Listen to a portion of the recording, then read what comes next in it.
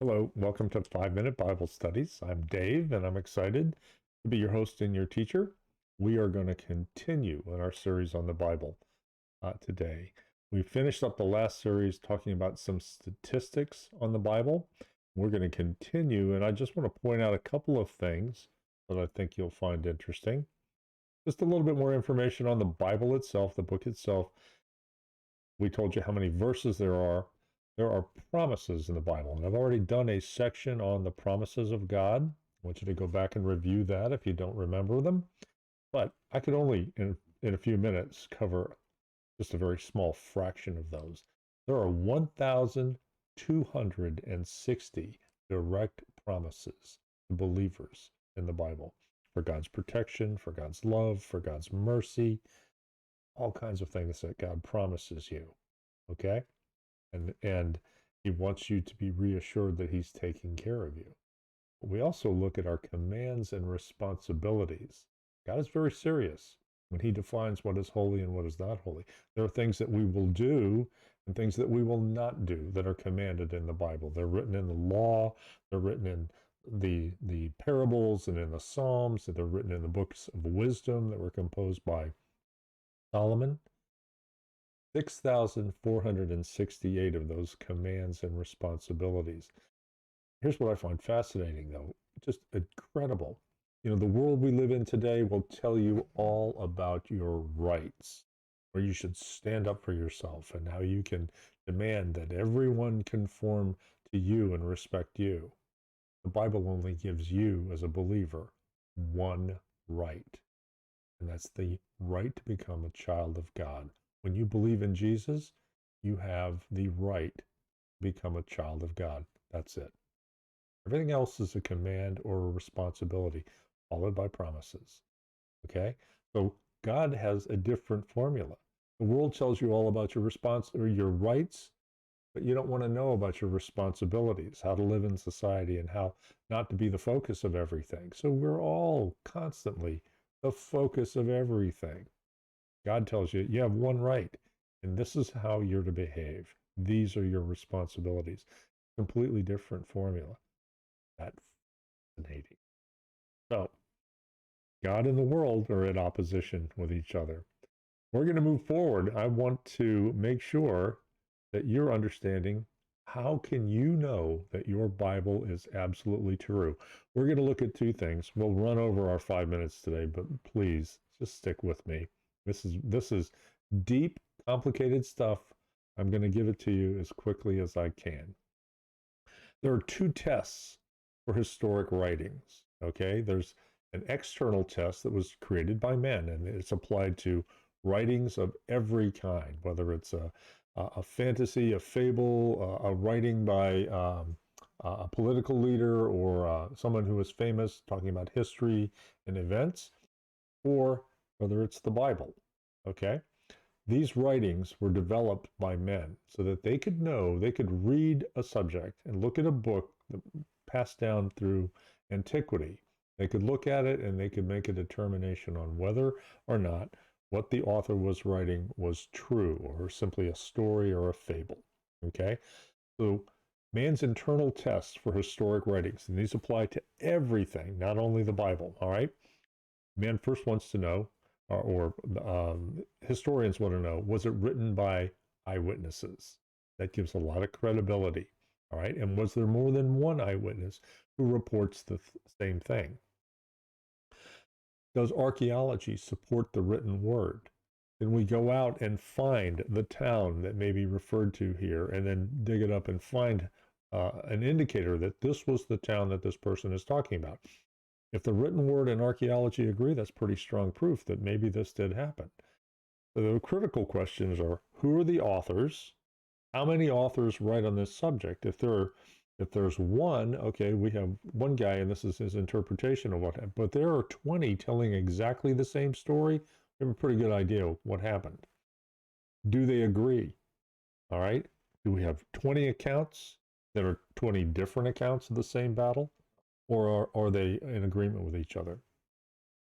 Does anyone disagree? Does someone say, no, this is all false? It's a lie. Okay. Is there a written counterpoint to what the author or authors say? Do other independent documents back up this written record?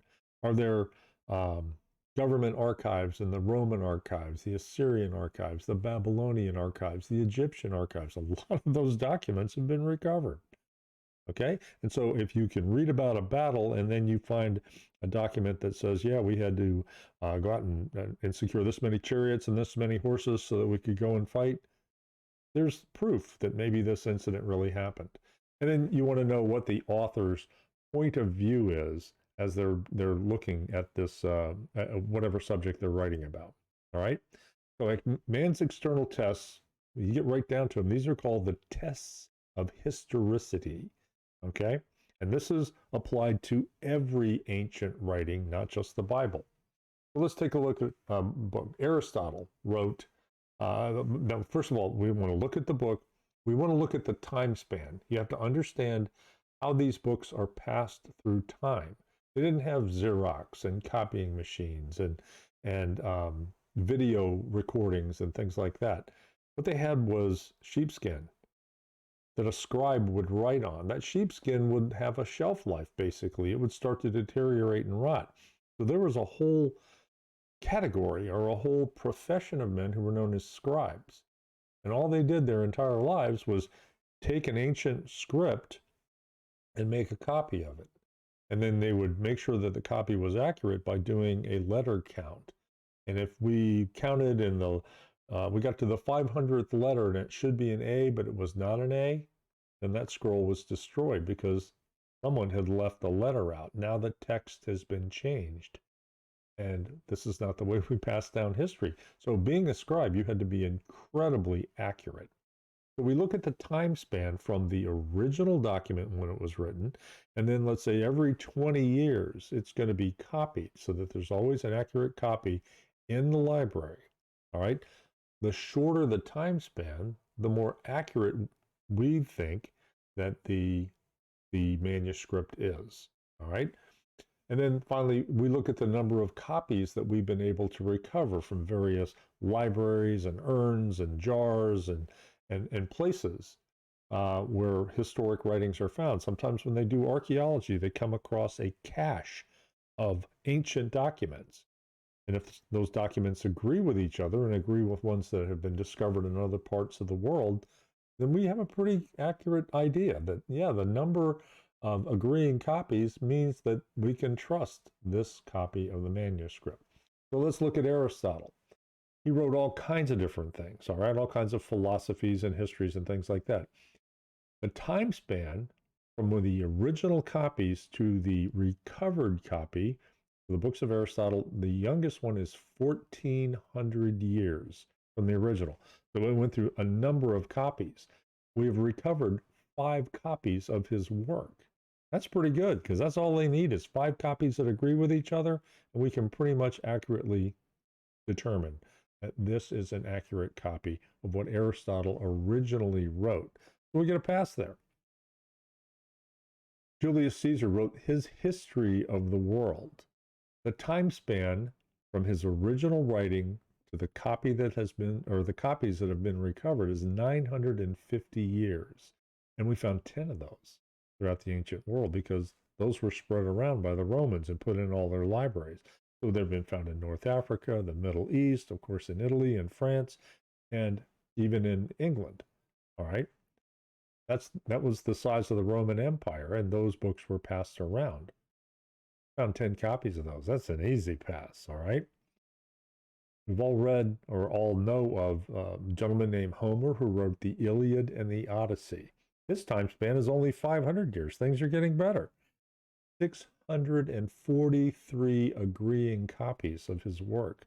We can absolutely guarantee, I think, that the works that we have recovered by Homer from the ancient world, the Greek world, 643 of those all agree with each other.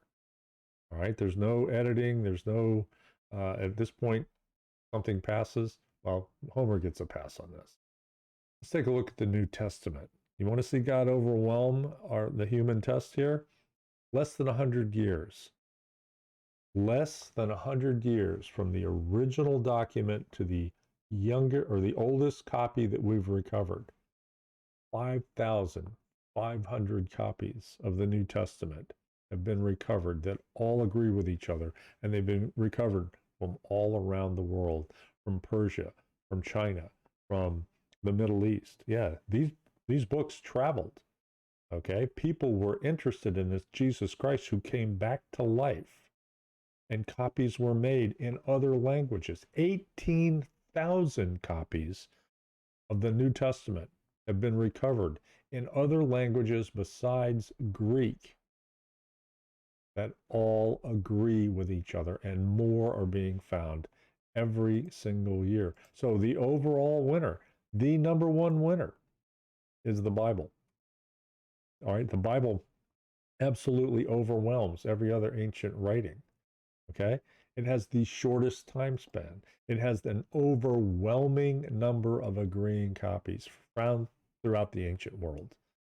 Okay, not just in the Middle East, but found in India, found in China, found wherever the trade routes took them. Any person who was in Jerusalem when Jesus was sacrificed, let's say that they were a seaman on a ship and they were on the ancient trade routes, would become a celebrity at any port because people wanted to know about this Jesus, this man who came back to life. And any account that they could hear about that, they were fascinated to know about this. All right.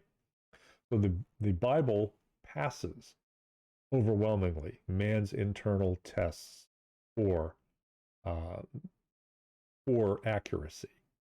Right? There's absolutely no question about that. You can go and look this up. You can go up, read the tests of historicity, see how the Bible passes all that. All right, I'm going to end on this slide, but now on the next slide, we've talked about the external tests today. We're going to talk about the internal tests of the Bible so that you can know without a doubt that the Bible that you're reading is actually the word that God wrote. So we're going to finish here, and then we're going to go look at the internal tests next. Remember, like and share, or like and subscribe. Send me your questions. I'm thrilled to answer your question. Okay, this is Dave signing off. See you in a little while.